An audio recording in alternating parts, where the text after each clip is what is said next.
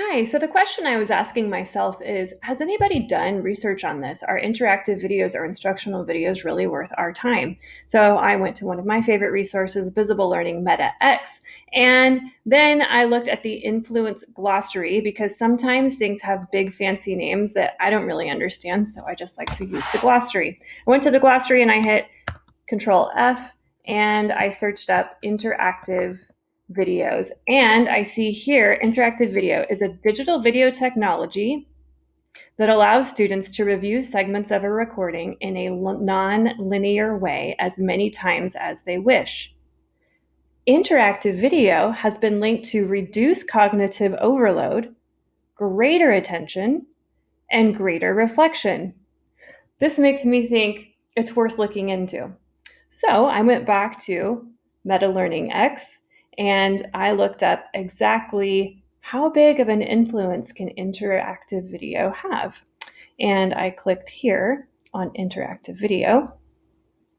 And what I see is really surprising.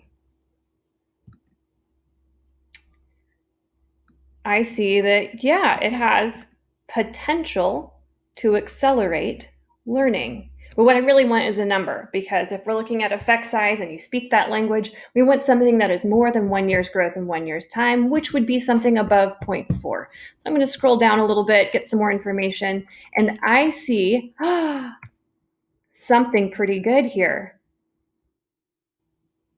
An effect size of 0.54. That's more than 1 year's growth in 1 year's time.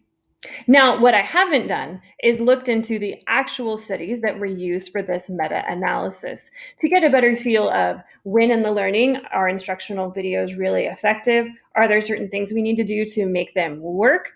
But the information is out there, and I always advocate for researching your own experience with your own students.